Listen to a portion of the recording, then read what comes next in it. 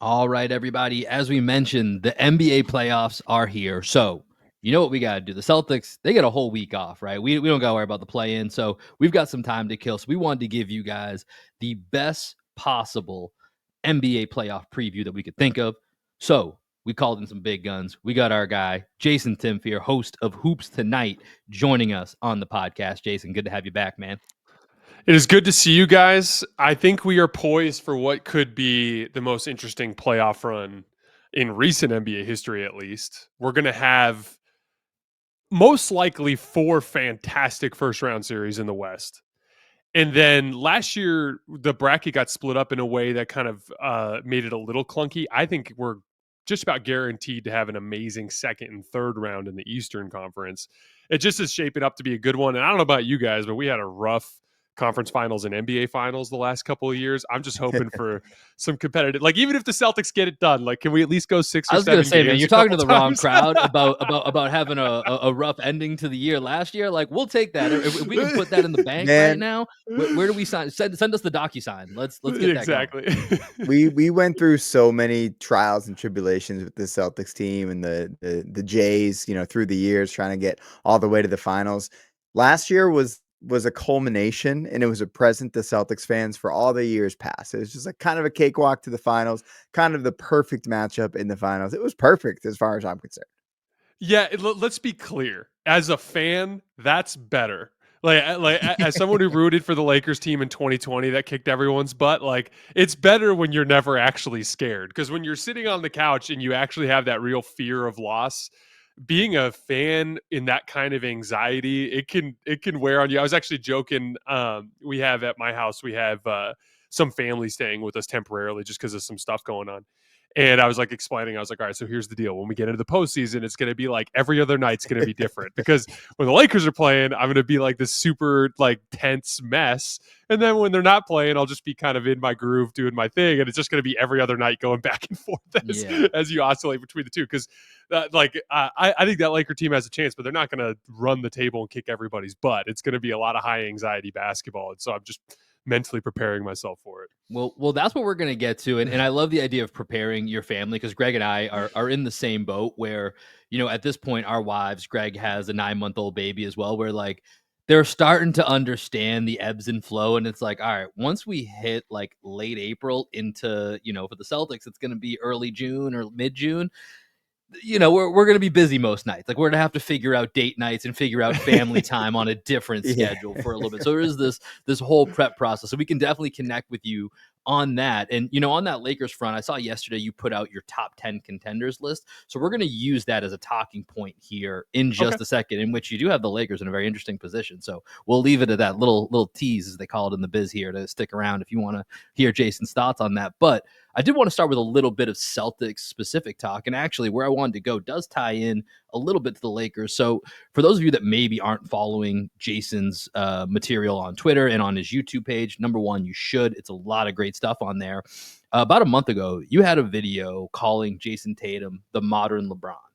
Now, Greg and I aren't your normal Celtics fans, Celtics coverage. We don't hate LeBron the way that I think a lot of other Celtics fans immediately just get into their feelings about LeBron, and it comes out, in a certain way. And so you comparing Jayson Tatum to the modern LeBron was something that caught my attention immediately and was like, all right, this is the shift. Feels like finally the year that collectively as a media whole, Jayson Tatum has kind of leveled up in the respect. I don't know. I don't even know if that's the right word. I don't know if I feel like I don't think he's been disrespected, but I think he's now like, listen, this guy's top 3, 4. Like, we need to stop beating around. So I want to hear from you because the fans that are listening here have heard from us plenty, just how much we are amazed at even watching Jayson Tatum's growth, where he's at this year. What has Jayson Tatum done in his game this year that you think has taken him to this modern LeBron approach, as you called it? So I think that the versatility has been there for years now. We're talking, a solid 3-4 years where he's had the requisite muscle mass to be the type of, imposing front court player from a standpoint of just strength and size, to guard bigs, to be able to hang on the glass with bigs. That's the big one. When he's guarding centers, it's not even so much about having to worry about guarding in the post. Most centers in the league outside of a handful of guys are never going to catch the ball on the block.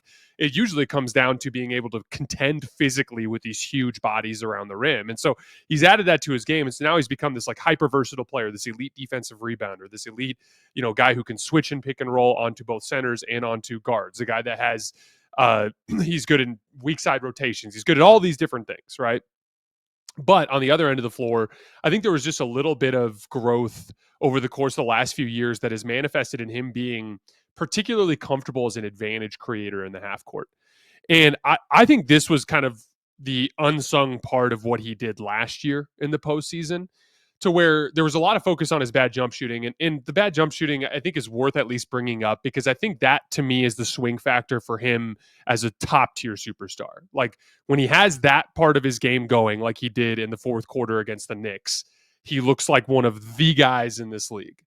When he doesn't have that part of his game going, he looks like one of the second tier guys in this league, just super versatile, can do all of these different things. But in that playoff run, what was so, like, this particular group desperately needed someone who could just create an initial advantage to trigger their drive and kick attack. And so one of the things that I think, if you look at his position group, Kawhi Leonard, not a great playmaker.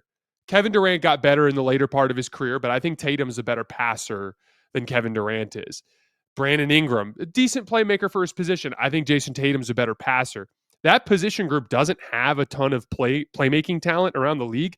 He's legitimately one of the best, like, half-court advantage creators at his position group. And over the course of this year, even though it hasn't manifested necessarily in the numbers in terms of like him shooting an outrageously high percentage or anything like that, I think he's looked more comfortable as a half-court decision maker this year than ever before. And so now that's kind of tying it all together into the LeBron piece, because ultimately that's what made LeBron so good at his prime. He was this Draymond-esque backline type of defender that could blow everything up and be the anchor for your defense, and this hyper versatile player in all these different facets of the game. But he was this slow down matchup attacking forward in the half court that could consistently create advantages for his team. And even though I think we can all agree Tatum hasn't reached the LeBron level on that side of the floor, he's at least gotten closer. And that has allowed him to be not just a jack of all trades, but a guy that has enough singular upside as a shot creator to kind of like raise the team's ceiling in that regard. The only question I'd have about that is, like, are you guys concerned at all about his jump shooting over the last month or so?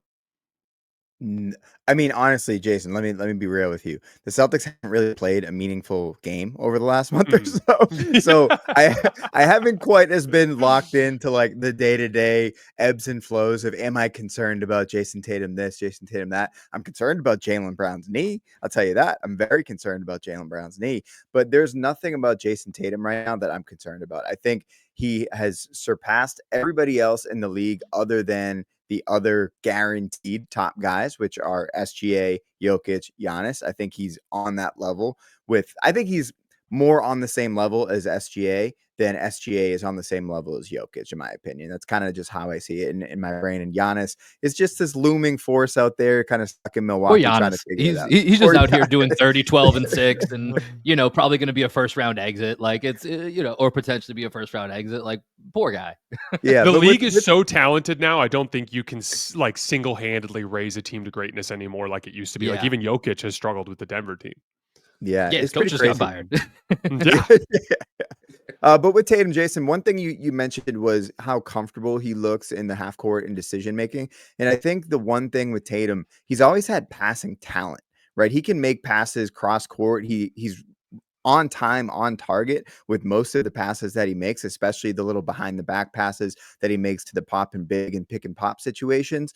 For him, it's just like, over the years, getting those reps, being trusted to be that decision maker, and honestly playing more of like a Luka type role than a Kawhi type role or a Durant type role. We really trust him to be the main decision maker for this team. And he basically plays point guard on one end, and then he can play center on the other end, as long as that center isn't someone who can like really get into their bag. To your point about his ability and his versatility to guard big up the finals last year, where he's guarding Derek Lively Jr. and Daniel Gafford. Like, that was his primary matchup, because he recognizes he has the size and that muscle mass that you referred to bang with bigs when you have Derek White you have Drew Holiday, you have Jaylen Brown, who are all phenomenal perimeter defenders, which Tatum also is, but he's the guy that has to size up. And the fact that he's able to do all those things, point guard to center, he's, in my opinion, the two-way ability of Tatum. That's why I have him on the level of SGA, even though I would agree that SGA's had the better season than Tatum. Yeah, you mentioned it earlier, like tilting more towards Luka than towards the, Kevin Durant, Kawhi Leonard type of shot maker, which ironically, if you would have gone back, 2 or 3 years, you probably would have felt like he was going the other direction. Just because, he was putting up these massive point totals.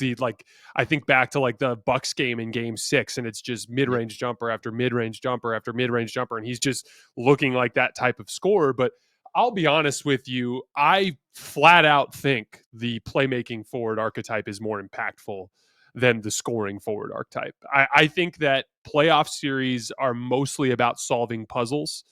And there's a certain amount of shot making that is a ceiling raiser when you get in the postseason. I don't want to pretend like that stuff doesn't matter. It certainly does. But I think it's more important. I think let me rephrase it like this. Us as fans sometimes can get frustrated with inconsistencies of role players. You guys might remember feeling this feeling a little bit more before you had this amazing 8-man rotation. But where you're like, man, this guy no showed tonight, or man, this guy just doesn't look comfortable, or like, oh man, all of our role players are playing poorly tonight. And I tend to think that the play of role players is actually intricately connected to the play of stars. And when they play super well, it trickles down. As a Laker fan, a recent example is the Warriors game. Luka comes right out the gates and is bad. And so as a result, he's not generating the same high quality shots. And so then the role players are not getting the same types of advantages. They're not as confident. They can play poorly.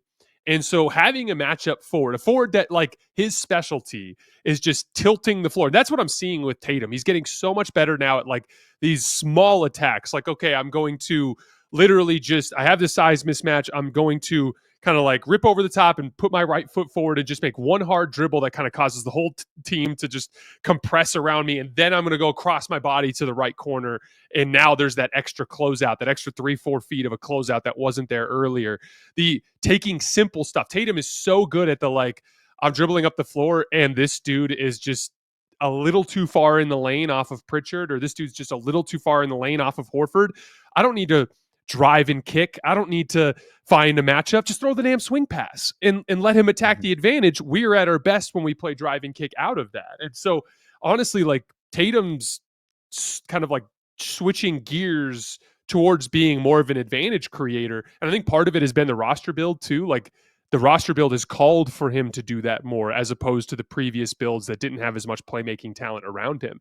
And so now he's kind of like I said this last year, he's arguably the perfect star for this type of team, because this hyper versatile player that can impact the game in all these different ways that don't involve him necessarily scoring the ball, but his willingness to take a back seat on offense, if that's what the game calls for, his willingness to play a smaller role on offense as an advantage creator, if that's what the game calls for, fits extremely well with these lineups that have 4 other dudes on the floor that can all dribble, shoot, and pass. And I think it's just been a perfect fit. And it's kind of, every time we look at these talented rosters, there are plenty of talented rosters around the NBA that underperform. And I think this is an example of a super, super talented roster that is amounting to something that is more than the sum of its parts, because of its stars, like just shoe in fit to what helps all of these players play at the top of their game.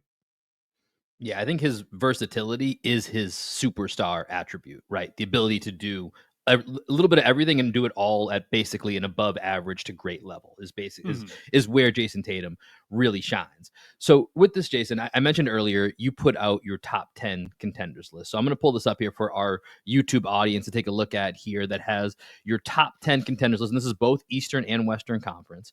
And I kind of want to go through this as a talking point for us here to go through, because let's be real. We're a Celtics podcast. We're concerned with championships. We're not concerned with who wins the Hawks Magic play-in game. Like, bring it on. That's going to be fine. Greg and I can worry about scrounging together content on that. You don't have to do that here. So we're gonna go through the real high level of it. And so with the Celtics, we started with talking about Jayson Tatum here. Greg brought up Jaylen Brown's knee, which I think, like you said, if we worried about the jump shot, like with Jayson Tatum, like because this has been such a bad schedule towards the end of the season, like Jayson Tatum playing the way he did in New York the other night, I'm good. during all the dress rehearsals that the Celtics you can clearly tell when you're watching the Celtics when they're like, okay, Joe Mazzulla has dictated to us in some way this game matters and we're playing it in a playoff style approach. Jayson Tatum has shown up for those games. He might not have, he might have went 10 for 24 against, I'm trying the Hornets or something. It just doesn't matter. It's going to be whatever. But for those games, he has been ready. So let's start with the Celtics here because they are number one on your contenders list here.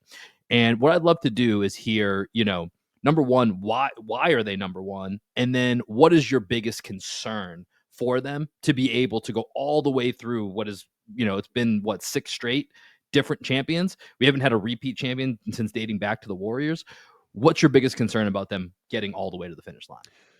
So first and foremost, to look at the data coming out of what we saw from this regular season, there's a lot of noise surrounding the Thunder. They are currently the favorite, if I'm not mistaken. At least last time I checked, like a week ago, they're the favorite to win the title on DraftKings. And teams, a lot of hype around Cleveland, and you have to acknowledge some basic realities with that data. So, for instance, like Jayson Tatum is the only player in Boston's core rotation, their core 8 guys, that is 26 or younger. And they just won the title. So they're obviously not going to have the same level of just energy throughout the season. You mentioned the dress rehearsals. It's been kind of an interesting style where it's like most games they're just getting through, but then they'll single these certain games and then everyone's playing big minutes. And it's like, we're going after this one, which I think is actually rotation. JT's playing 42 minutes. Al Horford's playing 32. Like, right. But then in other games, they're fooling us and thinking maybe Baylor Shireman's going to be in the playoff rotation. Honestly, it's genius if you think about it, because it actually keeps, for those dress rehearsals, a more playoff-like rotation so that you get those lineups that you're going to be using in the postseason to actually play together. I actually think it makes a lot of sense as a strategy. But the counter to that is OKC.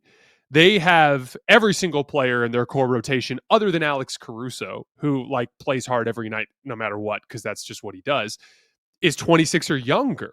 So obviously the data is going to point towards a team like OKC or a team like Cleveland, which is like Cleveland's your textbook. Like, this is the year that we have discovered that we're great and we like being great. We're addicted to winning. We're playing amazing every single night. Like, I don't think Cleveland's going to be that type of 1 seed type of team next year when they realize, oh wait, it's actually all about April, May, and June. Like, you find out pretty quickly when you're rooting for a team that contends every year that none of this stuff matters in the regular season, not as much as you would be led to believe.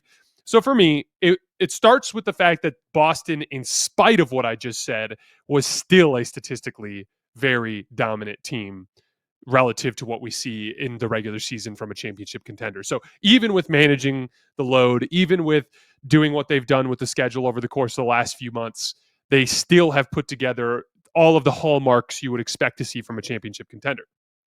2, they are the veteran experienced team in this field from the contenders that we look at. So if you look at OKC, for instance, like, NBA history tells us you suck when you go to the finals the first time.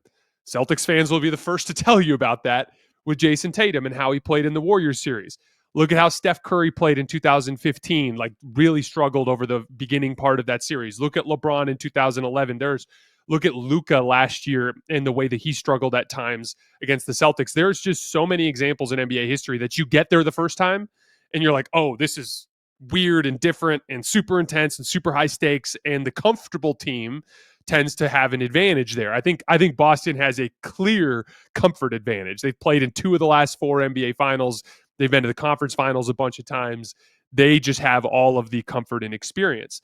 From there, it's really about what you see on both ends of the floor in the half court. I think they have incredible scheme and personnel versatility on the defensive end of the floor, and I think they have incredible scheme and personnel versatility on the offensive end of the floor in the different ways through Porzingis, through Jaylen Brown, through even Drew Holiday, through Tatum, through all these guys to create advantages and to play off of it. Whereas when I go to other teams around the league, their options are a little more limited in the ways that they can go. Like OKC, they can be fast on defense and they can be big and long at the rim, but their bigs are not particularly physically imposing, and their perimeter players are small, which we saw a lot of in the Laker games over the early part of this week, right? You go to Cleveland. Cleveland's been a mediocre defense most of this year. It's been one of the craziest, like, under-discussed plot points to me, is that they've been a bad defensive rebounding team and a mediocre defense for like 40-something games now. And so, like, they don't have that same ceiling on that end of the floor. When I look around, I think the Lakers are the one team that can put together a lineup with Dorian Finney-Smith and Rui to have as much scheme versatility, maybe even a little bit more on offense, but they just have nowhere near the defensive personnel that Celtics group has. And so really, I just look at it as they have the best combination of units, their offense and defense, in the different ways they can play. They, to me, have the best of all of these teams that I'm looking at. There's my concern, to your point really quickly, my concerns would be, you mentioned the health with Jaylen Brown. We'll take that. We'll set it to the side. Both Drew and Jaylen have had rough jump shooting seasons. Mm-hmm. That was a different type of dynamic last year, in the sense that they just haven't quite shot the three as well as they did last year. So if they get into some of these cold spells, I could see some issues there. But I also felt like Boston was able to get through relatively easy last year without having to really exert themselves. And I still think they have a ceiling they can get to that they hadn't really demonstrated. And Porzingis looks fantastic, and he just wasn't ready to go last year. That's interesting, man. I was actually kind of expecting you to make the argument of like the competition that they're going to have to play as to why OKC wouldn't be above Boston, just because they're going to have to go through a little bit more of a gauntlet out west than the Celtics will out east. But I think that all of the points that you made, one, it makes me happy to hear you talking about how great the Celtics are. Because sometimes like we feel like we're wearing, the green tinted glasses and whatnot, but they really are that special of a team. They're going to be the fourth team in franchise history. This is something Will brought up on a recent pod, that's going to go back-to-back 60-win seasons. And they haven't really done much like in the regular season to like warrant 60 wins. Like, they're great, but like everything that we've been saying, they've kind of been sleepwalking through the season at points, and they're still going to end up with 60 wins. They're just so talented. And when you talk about Jayson Tatum Jaylen Brown and Drew Holiday in their jump shooting, that is the one thing that concerns me most about the Celtics. Jaylen Brown, I'm the biggest Jaylen Brown guy out there. I'm very concerned about his knee. I've been concerned about his jump shooting heading into last playoffs. I thought his jump shooting fell off a cliff. His mechanics are completely out of whack. Funny thing is, he's actually shooting a career high from the free throw line. So he's like figured out how to shoot from the free throw line, but everywhere else on the court, it's just not really happening for him. If there's one thing another team has that can give the Celtics issues in the East, which team is it, and what do they have that they're able to kind of challenge the Celtics in the East? It's so funny. I don't really see a team out East that has the ability to truly make Boston uncomfortable. The strangest thing about the Cavs matchup is everyone's hung up on Garland. I think Tatum likes Mobley and Allen on a matchup. Like, when I watch Tatum against Mobley and Allen, he looks comfortable. He knows he has strength on Evan Mobley, and so he can just bump him off with that right shoulder whenever he wants to get the separation to feel comfortable. And then Jared Allen, it's just like, Tatum has never gotten enough credit for being kind of like shifty and like good at like changing direction and changing driving angles and getting guys out of position. Like, Tatum, for being a guy that doesn't have what I would consider to be an elite first step, does get a good amount of dribble penetration because of his shiftiness and his size, which, by the way, is very Luka-esque, as you brought up earlier, Greg. But like essentially the Cavs matchup is tough for me to really get behind, because in the wins that the Cavs had this year, they were specifically able to attack matchups in the half court down the stretch of games that won't be there when they're healthy. A lot of attacking Hauser or Cornette, like in these games when in crunch time, it's gonna most likely be Horford with White and Holiday and Brown and Tatum, and it's just Donovan Mitchell attacking Derek White or even Horford is just not the same kind of matchup that they were able to go after in the wins that they got this year. And in both of those games, Tatum was still able to get great shots consistently against them in the half court. So like, Cleveland, I'm not particularly worried about. The Knicks, it's literally a nightmare matchup for them. Like it's a nightmare matchup for them. I think that the Celtics would dispatch of them quickly. The Pacers, to me, I had them pretty high on my list, as you guys can see, because they're an example of a team, I think, that just plays a weird style, just with their pace and how fast they are and all the kick ahead passes and Tyrese Halliburton getting you in rotation. And so they just keep coming at you. And so they're always in games. Like you guys saw that last year in the conference finals, where it's like every game was just the a hardest close game. series they played. It was Yeah. a sweep, and Joe Mazzulla openly said that was the hardest series we played on the road to a championship last year. Easily. And it was because of them just like they just never stop running. And so there's a certain weirdness with them that kind of keeps them close, but like I don't necessarily view them as a threat. I don't view the Pistons as a threat. The Bucks, Damian Lillard's not even ready to go. OKC is the one team where they have the ability to prey on Boston's biggest weakness, which is switching, containing the ball, forcing Tatum and Brown to play ISO, but having the foot speed to like keep them in front and make them jump shooters. Now, Tatum and Brown do have strength there. And so they need to take a note out of what Luka and LeBron did in their games and be like, look, they're relentlessly going after OKC's smalls and they're punishing them to then get the defense in rotation. They have fallen into the trap against OKC at times this year where they get into a pull-up jump shooting contest, and Shea's a better pull-up jump shooter than both of them. And so that's where it can get a little tricky for them, is if like OKC can actually make their offense a little uncomfortable. But I do see a pathway there, and Boston can leverage themselves defensively in a way against OKC that we've seen a lot of teams do, to where OKC's offense has similar problems. So OKC to me is the team that should feel best about their chances to beat Boston. I love this Lakers team, and I think the Lakers could beat OKC. Like, I think they match up well with OKC. I think they're a terrible matchup with Boston because of their specific ability to force Luka and Austin to guard in space versus guarding with all of this swarming help behind. And so I'm not even particularly worried about the Lakers for Boston. It's mainly just that OKC matchup that I would view as a substantial threat. Those other East teams, I want to be clear, are very good, and they could push you guys to a 6th game or something like that. I just don't see them as teams that have enough advantages to beat you 4 times in 2 weeks. Yeah, it's tough, man, because to Greg's point, like we do our best to be objective while covering a team that we love, but like, you have 4 East teams here in your top 10. It's all the ones that you mentioned. The Knicks, like you said, nightmare matchup. And if you look at this matchup this last week, something that I thought was fascinating was in the first 3 matchups, the biggest thing that stood out is, they're just going to put Karl-Anthony Towns in pick and roll, pick and pop, and Tatum's going to go downhill at him and make his life a nightmare.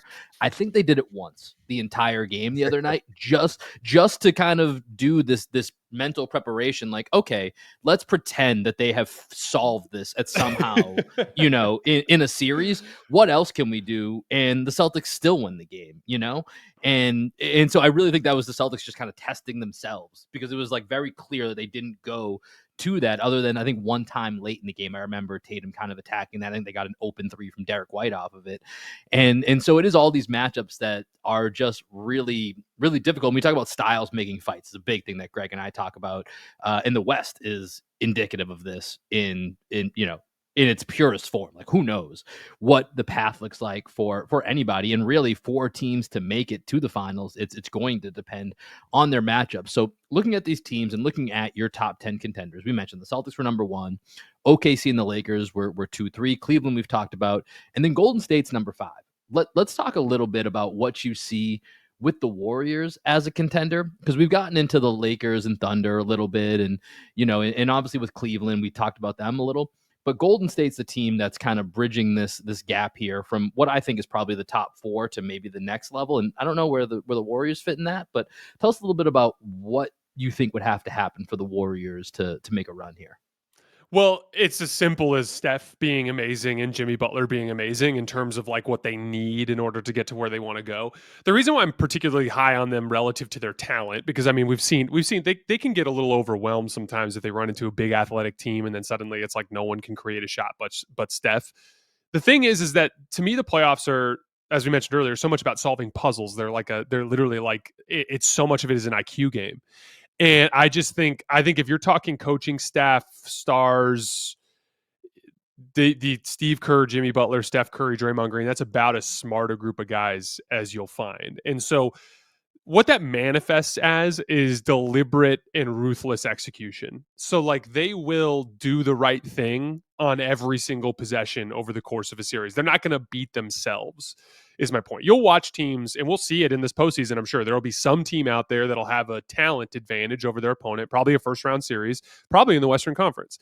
And there'll be a team that has a talent advantage, but like they just don't get to the right stuff enough, or like it'll be a team like a Minnesota. Like I think OKC's kind of high risk for this too. I was wondering if They, you're going to they're name names there. Minnesota was the team that came up in my head. Yeah. But exactly, like they're a team that like you watch them play away from their ceiling from time to time because they're young and their star is super young, and so they're not as ruthless with their execution. And Golden State, again, like their defensive game plan is going to prey on your weaknesses, and they're going to execute it every single possession. Draymond Green's going to bait you into thinking he's in the lane, and then he's going to be closing out to the perimeter, blocking a three-point shooter, baiting on some guy's inconsistency or his hesitance to take a shot. Like they're going to do all these little things to make you uncomfortable. And then on the offensive end of the floor, they just, similar to Indiana, they play such a weird style. We have so many spread pick and roll teams in the league now. We actually don't have that many teams that play that true 5-out motion style as effectively as Golden State does. And they can just be a weird matchup. And Jimmy Butler's given them just that, Moses Moody, Jonathan Kuminga, and Andrew Wiggins, as talented as they were not good read and react players. And that connective playmaking is what makes Golden State's whole engine work. And so if you don't have enough smart guys around them, they can be terrible. It's kind of like the 2021 team. They're terrible. They swap them out for just a few smarter players, and then suddenly they win the championship because it's all about IQ with that group. And so even though Jimmy hasn't shown Kevin Durant-esque shot making, he's done everything else so well, and he's such a gifted high IQ kind of like connective playmaker that he's brought in that forward piece, and now the whole thing is just like working way better than it did in times past. And they're going away from Kuminga more. It's solidified roles for guys like Moody and Pods. To me, they're a team, when I think about, as a Lakers fan, the Western Conference, they're the only team other than OKC that actually scares me. With Minnesota, you mentioned them just a second ago. Ant has probably played himself onto a first-team All-NBA at this point. Like he's been unbelievable. At the beginning of the year, I was pretty down on Ant, to the point where Will and I actually had a legitimate debate. Who would you rather have for the next 5 years, Anthony Edwards or Paolo Banchero? And now that just looks like one of the. I thought about that the other day. I planted my flag I on think about that but... every day. I think about that every day. Like, can we just scrub that from the internet? But I think with Ant, what are you seeing out of him that could help Minnesota potentially make it to a consecutive Western Conference Finals? And by the way, Jayson, just before you answer this, I was looking at this same as Greg said when you brought up Minnesota. They're 6th on your NBA top 10 contender list. As we're recording this podcast, it's Friday morning, so there's still, I think, another 2 games for just about everybody left in the season. Timberwolves are currently the 8th seed in the West, just to paint the picture of how chaotic this all is. So I'll let you answer, but I want to just give that context to this as well. Dude, it's crazy because like Lakers fans are all riding high. It's like gonna get the 3 seed, having this 50-win season. 2 wins is going to be what separates them from a play-in berth. Like 2 wins. Yeah. Like that's literally how small these margins are out in the Western Conference. Like the 7 and 8 seed are going to be most likely awesome teams. The only team that's kind of like the, like that meme with the 3 dragon heads and the one that looks all cartoonish. The one is the Memphis Grizzlies. They're the team that's just spiraling and don't look good. But there are some real issues with Minnesota in crunch time that we've seen over and over and over again that basically stem to everybody can double team Anthony Edwards, and the Timberwolves have no idea how to handle it yet. And that comes down to the connective playmaking piece that we talked about earlier. Ant drawing 2 to the ball should be, in theory, enough for you to play with an advantage and to get great shots. But Jaden McDaniels is not the greatest read and react player ever. Rudy Gobert as a center is one of the worst read and react centers in the league. Julius Randle, I think, is a little better playmaker than people give him credit, but he's a better playmaker out of the high post as like an ISO guy and like he's reading defenses. Yeah, he's got to do it his way. And so the perfect way of putting it. And so like it's one of those things where they just don't have the playmaking talent to capitalize on those double teams, and so they can really struggle in crunch time. It's a big part of why I actually don't view them as a threat to the Lakers at all. I think the Lakers are going to give major issues to teams that can't play make, because JJ's defense is very swarming and capitalizes on your indecision as a playmaker. But the upside for Minnesota is pretty simple to me.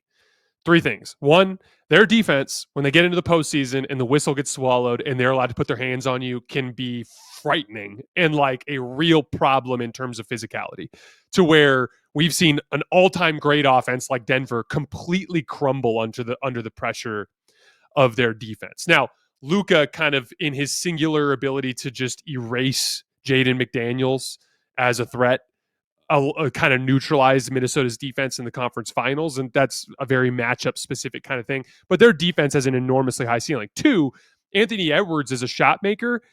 You pretty much just cross your fingers and hope he misses. Like some of the shots he was hitting against Memphis last night, the shot that he hit in crunch time to beat was a Philly the other night. Like, he's gonna get to a spot and he's going to pop up off the ground with his crazy athleticism, and he's going to get to that little snap of the wrist, and you just sit there and pray he misses. That's literally what it is. And he's just a 40% 3-point shooter on high volume. And so that kind of gives them that upside as shot making. And then Julius Randle, for all the flaws when Ant's got the ball and he's off ball, and all of the realistic downsides that we all knew about when the trade was made, Julius Randle is actually a better like high mid post ISO playmaking kind of guy than Cat is. And so you can imagine a situation where you get in a playoff series with Minnesota and they're grabbing you, they're holding you, they're mauling you, and Julius can just find your small and get to the lane and shoot that little left shoulder fadeaway in the middle of the floor. And Anthony Edwards can get to a pull-up three whenever he wants. And you kind of are at the mercy of whether or not they're making shots. And so Minnesota to me has a very high ceiling and a very low floor compared to the other teams in the West. But you could argue their ceiling is every bit as high as anybody in this league. Like if Ant and Julius shoot 45% from three just by happenstance in this playoff run, would you be shocked if they won the conference or if they won the whole thing? I wouldn't. Yeah. I mean, once again, I think the West more than anything is going to be what's your path, right? Like I think that's really going to come down to who has a chance or not. And so I'm going to ask you a pretty unfair question, not knowing exactly what those paths are. But if it's not the Thunder, who do you think it is? And I mean, based on your rankings, I would say the Lakers. But like, are they the team that you think comes out of the West if it's not the Thunder? I think so. Denver is so far gone defensively that I don't think they have much of a chance at all. And you also just don't fire your coach last week of the season and usually end that story with, and then they won the championship. That's just not usually how the end of that story goes. Exactly. And I think the real death knell there is the Jamal Murray piece. Like if he's not 100%, like he's generally in his career been a long runway type of player. Like Jamal comes back and looks bad.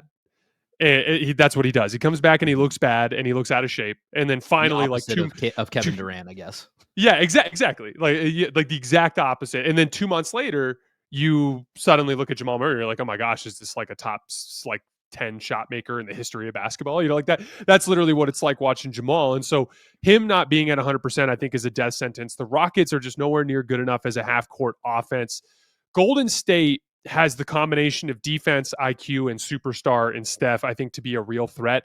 But the Lakers are the only team that presents, to me, they have a good enough offense to be good against everybody, which I think is a first prerequisite. Like, I don't see a defense in the West that's going to really make the Lakers uncomfortable. The best defense, I think, to make the Lakers uncomfortable is, ironically, Golden State, just because of their foot speed and their rotations and how smart they are.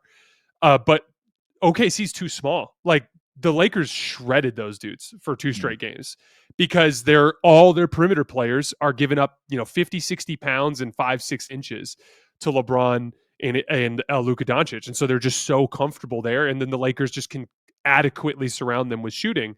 And then on the defensive end of the floor, the Lakers are good enough, I think, to be dangerous there. Specifically, why I have the Lakers as high as I have them, even over Cleveland, really just comes down to the fact that I think that the Lakers are more capable of beating Oklahoma City than I think the Cavs are capable of beating Boston. So actually, before I go any further, would you guys agree? Do you guys think the Lakers are more capable of beating OKC than Cleveland is of beating Boston?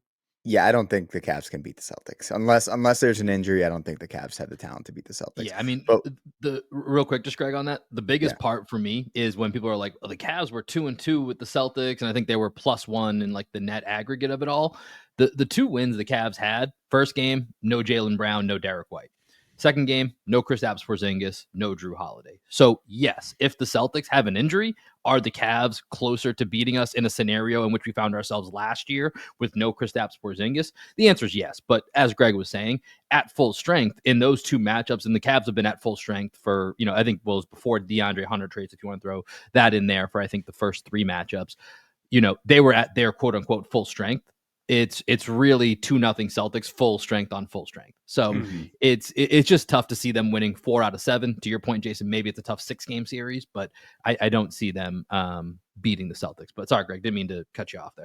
no, it's all good. And then when your answer is, oh, but we traded George Niang for DeAndre Hunter, like I don't think that's necessarily enough of an upgrade to say, oh, now we have our wing stopper that's going to stop Jayson Tatum and Jaylen Brown, when DeAndre Hunter just hasn't really been that guy his whole career. He's one of those guys where you look at the measurables, you look at the long arms, the huge hands, and you think, oh, he's probably going to be able to bang with Jayson Tatum in the post. No, he's not strong enough for Jayson Tatum driving, holding his line, get him off the spot. And then I think that, they're small. Like with Darius Garland, I think you said, you were kind of alluding to this earlier, Jason. Tatum, like, kind of gets into this weird, I'm just going to try and bully the shit out of you and bang you in the chest 5 times and then try and shoot up through you. Garland actually plays like decent defense against Tatum, where Tatum almost seems like he feels disrespected that they're just going to leave Darius Garland on an island, and he's going to prove a point that he can just literally back him down from like 20 feet away. But with the Lakers, man, like I grew up, okay, like in Dorchester, in Boston. I was obviously a huge Celtics fan, but one of the first jerseys I ever had was a Shaq jersey on the Lakers. Like I didn't really get the whole I was supposed to hate the Lakers thing until we got into the finals and the whole Kobe thing. But there's still like the little kid in me that like enjoys seeing the Lakers be really good. And it's been so fun just as a basketball fan watching these 3 guys, because I'm going to put Reeves in there, figure out how to coexist, and JJ Redick figuring out how to switch up the defense to make it passable offensively. Like at the end of the game against the Mavs, which was one hell of a game, they just go double drag, right? They get Luka to Max Christie. Max Christie's like the third defender away there. And they just go double drag, and now Luka's got Max Christie on him, and he's on an island, and they can't send 2 at him, because you send 2 at him, now you give the ball to LeBron with a 4-on-3 advantage. And how the hell are you going to stop LeBron with a 4-on-3 advantage? There's just so many different puzzle pieces that the Lakers have. It's been really, really fun to watch. I've watched more Lakers basketball over the last month than I've watched Celtics basketball over the last month. I'm going to be very honest with you, just because the Celtics games haven't mattered and the Lakers games are so fascinating to me as a fan. And JJ's a huge Missoula guy, and like honestly, Yeah. like the way they're setting up and structuring their offense is so similar to what Boston does. The way they set up their spacing, like JJ came in and got rid of like the 5-out concepts and went back to 4-out, 1-in spacing. Like he's done a lot of the similar kinds of things with situating guys on the floor in a way to where rim protectors are pulled away and guards in the dunker spot. And like he's just done a lot of the same stuff that Missoula has done. And that concept, that big matchup attacking forward that can either attack one-on-one or create a mismatch that then gets the defense in rotation, is really the core concept that makes both of those offenses work. And it's been fun to watch. The Cavs piece, like, again, really, I look at, regardless of wins and losses, when I'm watching film, especially when I'm getting ready for a series preview, because there is so much noise in there with guys that are in and out of lineups, I'm looking for examples of situations where you look uncomfortable. Like, okay, this team is doing a thing that has your offense or your defense like kind of grasping at straws as to what to do next, right? A classic example in the finals last year is just the Tatum being able to switch the Luka pick and rolls, and then suddenly the lob game just being completely shut down. And it's like, okay, now what do we do? And it turned out it was like, well, they only had 2 other punches, and that's Kyrie and Luka attacking on an island. And Kyrie just had a bad series, and Luka or just wasn't able to hit enough shots to make up for it, right? And so going back to that original debate, when I've watched Cleveland and Boston this year, like, yeah, there were some times in crunch time where it was like, oh, yeah, Donovan Mitchell's getting these matchups and he's getting buckets and he's able to go kind of toe to toe with Tatum and get this done. But again, it's like he's attacking Hauser, and Hauser's out there because they're resting guys, and it's just not the same type of situation. In the event that the Celtics are at full strength, I did not see a moment this year where I was like, oh, they're like super uncomfortable. They can't generate good shots, or they're losing control of the game. Even dating back to the first game, the game that the Celtics pretty much controlled, but the Cavs kind of just stayed close. It was really like the classic, like stiff arm, they get close and then stiff arm and they get close and then stiff arm, where it's like you just felt like the Celtics were comfortable and in control of the game, even though the Cavs were keeping it close. In those two games in OKC, take the first one and throw it out. Okay, like sure, the Lakers shot super well. The Thunder didn't need that game, whatever. Second game, the Thunder were like, we got embarrassed. We're going to come out. We're going to play this. In the second half, after that crazy shootout where it was 80-72, in the second half, both teams really locked in on defense, and it kind of started to take on a playoff feel. And suddenly OKC couldn't score again, just like they couldn't score in the Sunday game. And it's like on the other end of the floor, Luka and LeBron are just getting whatever they want again. And I'm like, okay, they're clearly able to make OKC uncomfortable in a way that Cleveland cannot with Boston. And so that ultimately was why I moved them up. But I, as far as like the contender tier, for me, after those top four, I think there's a little bit of a gap before Golden State. And I think there's a pretty substantial gap from Golden State to the rest of those teams, even in the West. Like the Clippers are interesting, but they've been beaten up on a weak schedule. And now everyone's convinced they're like this runaway contender. Not going to sit here and pretend like they can't win. Of course they can. But I have my question marks about them. I have my question marks about Minnesota, Memphis, Denver. I think the Lakers and the Thunder are clearly the two best teams in the Western Conference. Jason, we've come to that time. We got to get your prediction here. I know it's not fair, and I think we know what it is based off this conversation, at least where it's going to go for the finals. But we'll get you out of here. Give us the two teams and give us a series prediction. Okay, so I still had the Thunder higher on my list simply because even though I think the Lakers match up well with the Thunder, and I would be tempted to pick the Lakers in a series like that, I think OKC has more versatility opponent to opponent. And so as a result of that, I think, let's say the Lakers get the 3 seed. That means they would not face OKC until a conference finals series. I think it's far more likely that the Lakers get upset in the first 2 rounds than the Thunder get upset in the first 2 rounds. So to me, even though I think the Lakers have a good chance to beat the Thunder, I think it's still most statistically likely that the Thunder get out. I think it's far more likely that the Celtics get out of the East than that the Thunder get out of the West. So I think we're going to end up with Celtics Thunder, which I think would be an incredible series. I think that is a series that I would not be surprised if the Thunder took an early lead, whether it be a 1-0 lead or a 2-1 lead, something to trigger a dynamic we haven't actually seen out of this Boston Celtics team yet, which is true desperation, true like back against the wall threat, because they're really good and they haven't even seen that yet. And that can bring the best out of a basketball team. And ultimately, I think the Celtics have a higher ceiling on both ends of the floor. And so I think over the tail end of that kind of series, Boston would eventually gain their advantages through the different versatility they have on both ends of the floor. We talked earlier about how they can schematically do so many different things. They're, in my opinion, one of the smartest teams in the league as well, similar to what we talked about with Golden State and solving puzzles. So I think that they would eventually overcome the Thunder in 6 games after taking a little bit of an early series deficit. All right. There you guys have it. Celtics in 6 over the Thunder. Don't need to watch the next 2 months. Don't worry about it. It's already written in stone. That's what's going down. Our guy, Jayson Timpf, host of Hoops Tonight. Jason, anything you got coming up here that you want to plug or let people to know that they should be on the lookout for? So just get to the Hoops Tonight channel on YouTube. I'll be breaking down tonight's games on Saturday morning, and then I'm going with Cowherd on Sunday night. So check out the Cowherd feed for that. And then just wherever you get your podcast, Hoops Tonight, YouTube, Hoops Tonight, and then I'm most active on Twitter @_Jayson. But thank you guys so much for having me on. This has been a lot of fun. Hey, happy to have you, Jayson, anytime. And if Cowherd wants to continue some of his slanderous comments towards Jayson Tatum, I know Bill Simmons was on there the other day trying to give his 2 cents for Tatum, but send Cowherd our way. We'll be happy to have. I think he's coming around. I think he's coming around on Tatum. He's coming around. Slowly but surely. We'll get there with everybody.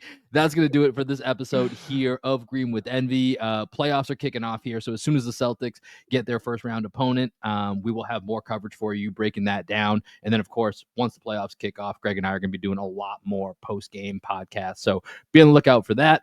We will catch you guys later. As always, appreciate y'all. Peace.